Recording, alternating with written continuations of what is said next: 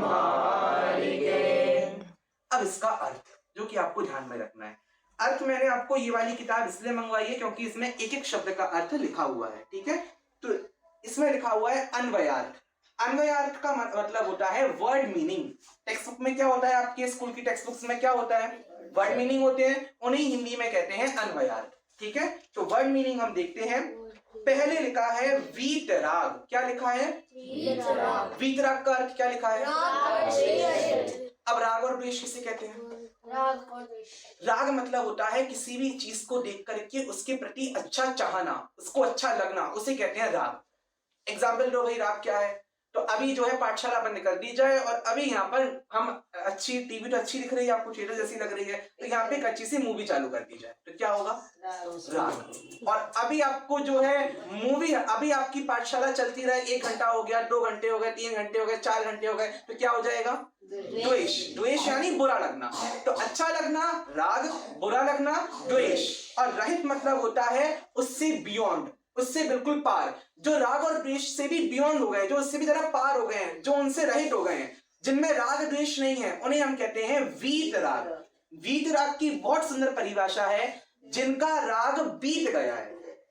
अभी आपकी छुट्टियां हुई नहीं है, अभी आपके स्कूल चल रहे हैं, छुट्टियां होंगी तो क्या होगा, स्कूल का टाइम बीत जाएगा, फिर छुट्टियां होंगी, फिर 11वीं तारीख को क्या होगा, छुट्टियां बीत जाएंगी। तो बीत जाना यानी चले जाना, ठीक है। अभी आपका बचपन है, बड़े हो जाओगे तो क्या हो जाएगा, बचपना बीत जाएगा। तो ऐसे ही जिनका राग द्वेष क्या हो गया है, बीत गया है, वो उनके पुराने जीवन में था, उनकी पास्ट लाइफ में था, अब उनकी प्रेजेंट लाइफ में राग द्वेष नहीं है, अब वो गुस्सा नहीं करते हैं। सिंपल भाषा में कहें तो द्वेष मतलब होता है गुस्सा करना और राग मतलब होता है प्यार करना।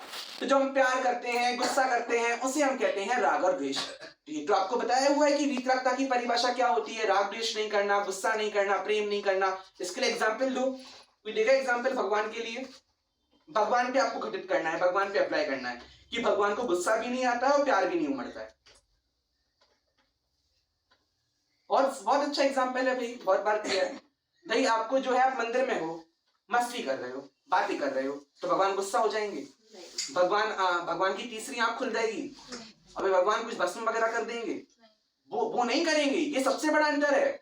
आपको आप जिन मंदिर में क्यों आ रहे हो, आप दूसरे मंदिर में क्यों नहीं जा रहे हो, क्योंकि दूसरे मंदिर वाले भगवान ऐसा करते हैं, वो तीसरी आंख खोल लेंगे, वो कुछ और कर देंगे, वो आप प्यास से छोड़ देंगे, वो आप पे ये कर देंगे, आपको भस्म कर देंगे। लेकिन अपने भगवान कुछ भी कर लो, आप भगवान के मंदिर में कितनी मस्ती कर लो, एकत्व, भगवान गुस्सा नहीं करेंगे। बोलो एकत्व, भगवान गुस्सा नहीं करेंगे। अब भगवान के लिए एकत्व बहुत प्रक्षाल करके बिल्कुल रेडी हो जाए, और आप लोग भी बिल्कुल रेडी हो जाओ, सुबह से एकदम खड़े होकर एकदम प्रक्षाल के लिए रेडी हो, ठंडी में एकदम, ठीक है। अभी जिस ठंडी में आप लोग नहीं आ रहे हो, उस ठंडी में आप खड़े हो जाओ, तो भगवान फिर बहुत प्यार करेंगे, बहुत सब कुछ करेंगे। क्यों, क्रिसमस पे भगवान ही होते होंगे जो मुझों में सब कुछ डाल के जाते होंगे, गिफ्ट डाल के जाते होंगे, नहीं सेंटा। इसलिए हम में और उनमें क्या अंतर है कि वो लोग ये मानते हैं कि सेंटा क्लॉस आते हैं, हम नहीं मानते कि हमारे भगवान आते हैं। हमारे भगवान प्यार भी नहीं करते हैं और हमारे भगवान गुस्सा भी नहीं करते हैं। इसे कहते हैं वीतरागी। अब पढ़ो आगे, वीतरागता क्या लिखा है, ब्रैकेट, उसका अर्थ क्या लिखा है, अरे विज्ञानता का अर्थ क्या लिखा हुआ है, केवल ज्ञान। विज्ञानता का अर्थ क्या होता है, केवल ज्ञान। केवल ज्ञान का अर्थ क्या होता है, सर्वज्ञता। सर्वज्ञता की क्या परिभाषा बताइए केवल पाठशाला में पहले, सर्वज्ञता की परिभाषा जल्दी, बहुत सिंपल परिभाषा, अगर बहुत सिंपल। जो तीन लोग तीन काल को एक ही बार में जाने, उसे सर्वज्ञ। अच्छा, 3 लोग को जाने, जो 3 लोग के बाहर आलोक है उसे भी नहीं जाने, उसे भी जानना है। तो ये तो परिभाषा हम आपको बाद में एक बार मैंने पाठशाला में याद करवाई है, जो लोक अलोक, ये पूरी आपको याद करवाई, शायद याद नहीं होगी आपको, लेकिन लोक अलोक सभी 6 द्रव्य, मतलब जितने भी नाम आपने पढ़े हैं ना, वो सब बोल दो। लोक अलोक 6 द्रव्य, सभी गुण, सभी पर्याय, कैसे जाने सबको, एक साथ एक समय में जानते हैं, उन्हें हम केवल ज्ञानी कहते हैं। और भी सरल परिभाषा याद करनी हो, ये याद नहीं हो रही हो, तो क्या याद कर लो, जो सब कुछ जानते हैं उन्हें सर्वज्ञ कहते हैं, ठीक है। ऐसा नहीं है परिभाषा गलत बोलो, परिभाषा गलत नहीं बोलना है, इसलिए एक सिंपल परिभाषा याद कर लो। क्या है वो सिंपल परिभाषा, जो सब कुछ जानते हैं। मुझे बहाना नहीं चाहिए, अगर एग्जाम में क्वेश्चन आएगा तो ये नहीं चाहिए हमें बड़ी परिभाषा याद नहीं हुई, छोटी परिभाषा याद होनी चाहिए। जो सब कुछ जानते हैं उन्हें सर्वज्ञ कहते हैं। अब सब कुछ में क्या आएगा? सब आ जाएगा। ये कैसा प्रश्न है? सब आ जाएगा सब कुछ के अंदर। तो सब कुछ जानते हैं उन्हें सर्वज्ञ कहते हैं। हमें जानते हैं, आपको जानते हैं, चींटी को जानते हैं, मोबाइल को जान रहे हैं, सबको जानते हैं। तो जो सब कुछ जान रहे हैं वो है सर्वज्ञ। अब इनकी परिभाषा जो है, जो भगवान सर्वज्ञ होते हैं, सब कुछ जानती है। सब कुछ जानते हैं। तो अब वो परिभाषा, हालांकि अब वो बाल बोध की क्लास नहीं है, इसलिए मैं उस परिभाषा के डीप में नहीं जा रहा हूँ, आगे भी बढ़ना है, इसलिए वो पूरी बात आप लगाना। 6 द्रव्यों के नाम आपको याद है, 7 तत्वों के नाम आपको याद है, 9 पदार्थ, यानी जो समय साल की गाथाओं को याद करवाते हुए नाम याद करवाए थे, पुण्य और पाप जोड़ दोगे तो 9 पदार्थ हो जाते हैं, याद होंगे आप लोगों को, 9 तत्व। तो जो सब कुछ जानते हैं, द्रव्य, गुण, पर्याय, अब इन सबका चैप्टर आपका कितना याद है पता नहीं सब बच्चों को, लेकिन द्रव्य, गुण, पर्याय, 6 द्रव्य, लोक, अलोक, तो ये सब कुछ जो जानते हैं उन्हें हम कहते हैं सर्वज्ञ। कैसे जानते हैं? 1 घंटे में जानते हैं, 2 घंटे में जानते हैं, 3 घंटे में जानते हैं, एक समय एक समय में। एक समय कितना होता है? 1 सेकेंड नहीं, 1 सेकेंड के भी अनकाउंटेबल पीसेस कर दो और उनमें जो लास्ट पीस होगा वो कितना सा होगा हमें नहीं पता, बहुत छोटा होगा।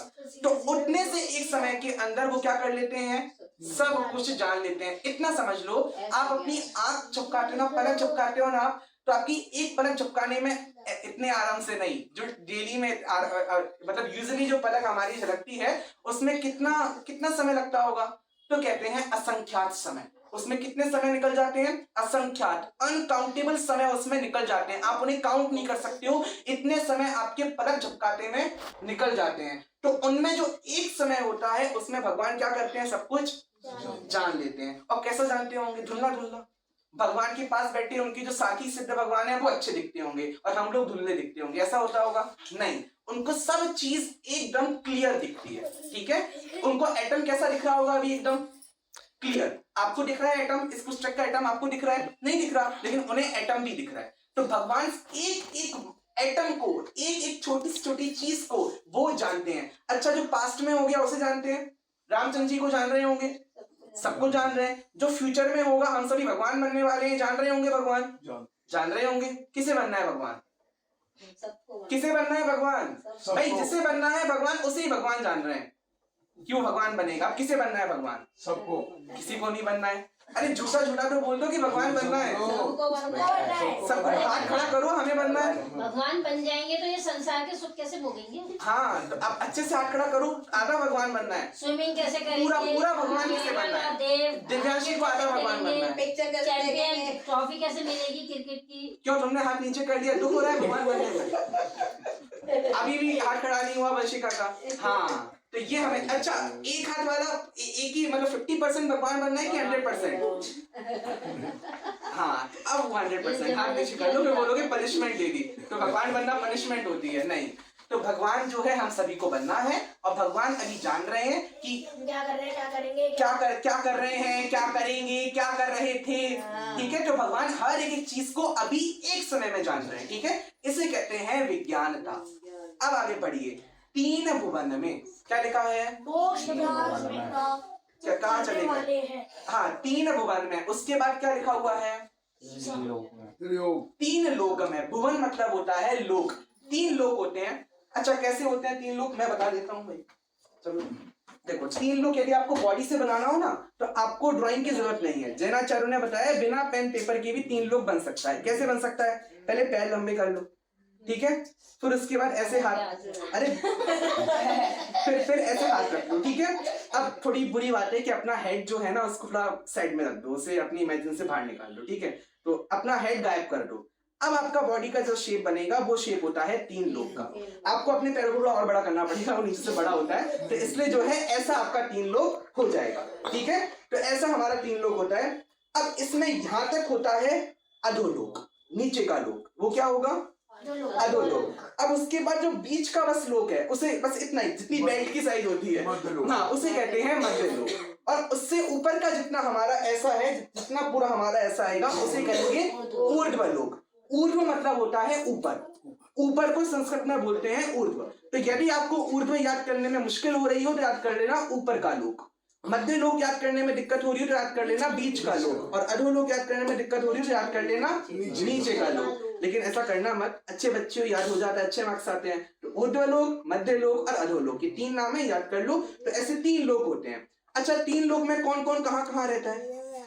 4 प्रकार की गतियां होती हैं, देव, मनुष्य, तिर्यंच और नरक। नारकी कहाँ रहते हैं? नीचे रहेंगे। तो कहाँ कहाँ? यहाँ से नीचे, ठीक है। देव कहाँ रहेंगे? मोटा मोटा बता रहा हूँ आपको मैं, देव कहाँ रहेंगे? ऊपर ऊपर। अब मनुष्य और तिर्यंच कहाँ रहेंगे? जैसा आपको दिखता है आसपास कि पेड़ भी हैं। अच्छा, पेड़ किस में आते हैं? पेड़, आग, वायु, पृथ्वी, ये किस में आते हैं? कौन सी गति में आते हैं? तिर्यंच गति में, नरक गति में, देव गति में, मनुष्य गति में, किस में आते हैं? तिर्यंच गति में आते हैं। जितने भी हमारे पेड़, सुनो सुनो जल्दी, पेड़, अग्नि, वायु, पृथ्वी, ये जितनी भी चीजें होती हैं, ये हमारी किस में आती हैं? अरे यहाँ पे ध्यान दो, ये किस में आती हैं? तिर्यंच गति में आती हैं, ठीक है, याद रहेगा आपको। तो तिर्यंच और मनुष्य गति कहाँ मिलेगी आपको? बीच में, मध्य लोक में आपको मिलेगी। जो कहाँ पे आएगा? बिल्कुल आपके रिस्ट के साइड में आपको ऐसे यहाँ पे मिल जाएगा, ठीक है। एक बात तो बताएंगे तभी तो ढंग से पेपर होगा। पेपर होगा, चलिए। हाँ। अब ध्यान दो शांति से। अब क्या कर लो। अब उसको पूरा ग्राफ बनेगा और फिर देखा जाएगा कौन कैसे पढ़ रहा था। फिर एक बेस्ट परफॉर्मेंस का आपको प्राइज दिया जाएगा, बेस्ट स्टूडेंट का प्राइज दिया जाएगा, जिस तरह क्वेश्चंस किए हैं उसका प्राइज दिया जाएगा, फिर जो शांति से बैठा है उसका प्राइज दिया जाएगा, जो बातें कर रहा है उसको उसका प्राइस छोटा कर देंगे, ठीक है। तो इसलिए जो है अच्छे तरीके से सबको बैठना है। चलिए आगे बढ़ते हैं, जल्दी, टाइम नहीं है। शिव अब पार्ट में क्या लिखा है? सार। क्या लिखा है? आप वर्ड मीनिंग देखो, आप ऊपर का छंद मत देखो, वर्ड मीनिंग देखो, उसमें क्या लिखा हुआ है? सार। सार का मतलब होता है उत्तम वस्तु। उत्तम वस्तु मतलब क्या होता है? तो उत्तम वस्तु का मतलब ये होता है कि खाने में आपकी मम्मी ने क्या करेला बना दिया, और क्या बुरी बुरी सब्जी क्या लगती है? लौकी, टिंडे, हाँ, अब ये सब बना दिया, रोटी बना दी, दाल चावल बना दिया, ये सब है असार। इसमें सार नहीं है। सार क्या है? अब बताओ कौन सी मिठाई पसंद है? अरे गाजर का नाम ले रहे हो, अक्षय का नाम ले रहे हो, अच्छा नाम लो। हाँ, रसमलाई, गुलाब जामुन, हाँ ये, हाँ, तो ये है सार। सार समझ में आ रहा है? सार क्या है? सार समझ में आ रहा है? सार क्या है? एकत्व। आपको रसगुल्ला खाना है और आपकी मम्मी आपको बाबा दाल चावल खिला रही है, तो आप क्या बोलोगे? नहीं, रसगुल्ला दो। रसगुल्ला है सार। जो आपका मन करे, जो आपको एंड में खाने के लिए आपका जी मचल जाए, जो आपको बहुत खुशी दे, उसे कहते हैं सार। सार की परिभाषा है जो हमें खुशी दे उसे हम कहते हैं सार, ठीक है। तो हमें खुशी कौन देने वाला है इस दुनिया में? सार। और सार कौन है यहाँ पे इस छंद के अनुसार? वीतराग विज्ञानता। क्या है सार? यानी खुशी हमें क्या देगी? कौन देगी खुशी हमें? क्या, किससे हमें खुशी मिलेगी? सार से। सार क्या है? वीतराग विज्ञानता। चलिए आगे बढ़ते हैं जल्दी। शिव स्वरूप।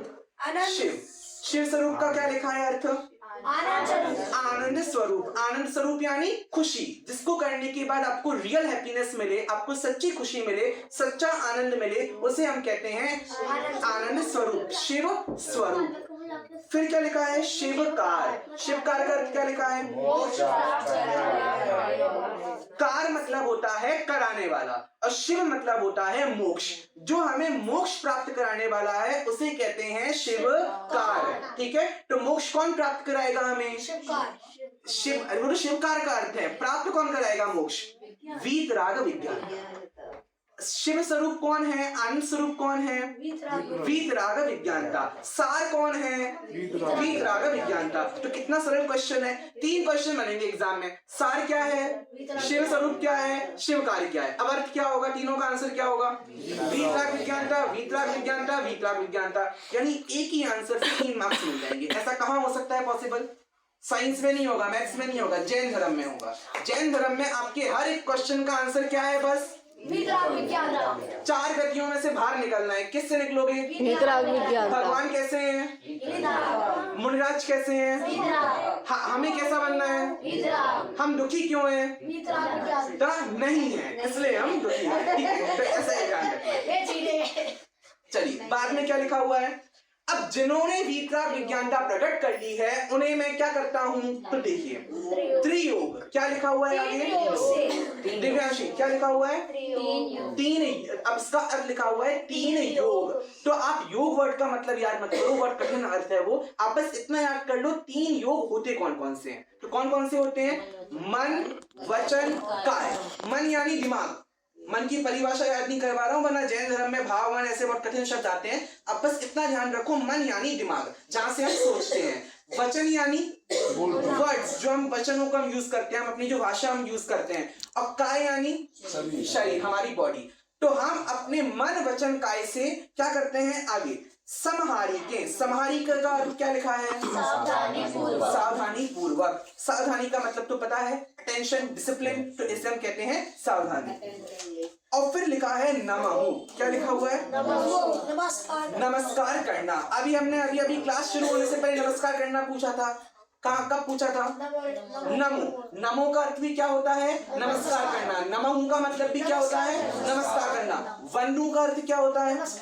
नमस्कार करना। और नमस्कार करना यानी अपना भगवान के सामने अपना मस्तक झुकाना। ठीक है, तो ये मैं क्या करता हूं? अपने तीनों योगों से, मन, वचन, काय से कैसे? सावधानी पूर्वक। ऐसे नहीं मैं नमस्कार कर रहा हूं, मैं कहीं पे मंदिर में चला गया और चींटी आ गई, मैंने उसके ऊपर ढोक लगा दी।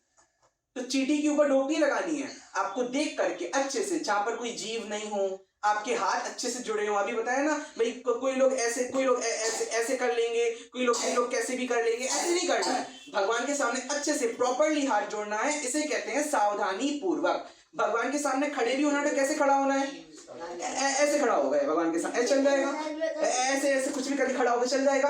अच्छे से बिल्कुल स्ट्रेट एकदम भगवान के सामने खड़े होंगे, हाथ जोड़ के बिल्कुल ऐसे खड़े होंगे और अच्छे से मस्तक झुकाएंगे।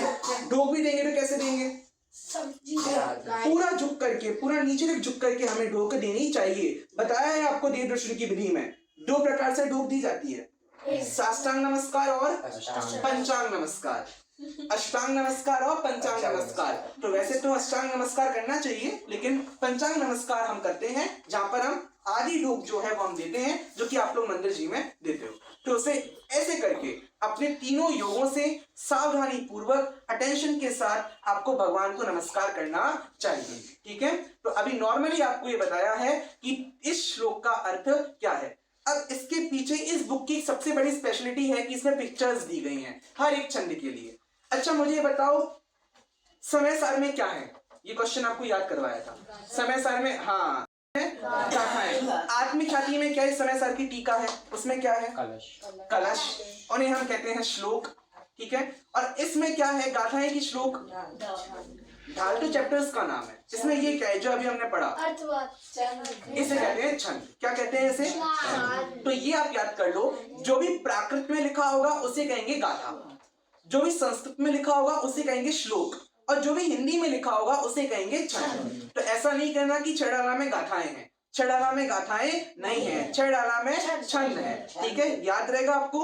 छड़ाला में क्या है? छंद। अब वो कितने छंद हैं तो एक बार मैं आपको अच्छे से हम जो है कलम चैप्टर्स के नाम भी याद करेंगे और छंदों की संख्या भी हम कल याद कर लेंगे, फिर इससे हमें नॉर्मली छड़ाला का हमें पूरा याद रहे। ठीक है, अब यार पिक्चर देख लो आप जरा कि इस छंद की कौन सी पिक्चर इसके अगले पेज पे दी गई है, जिसकी पिक्चर है। एक बार निकाल लो, क्या दिख रहा है आपको पिक्चर के अंदर?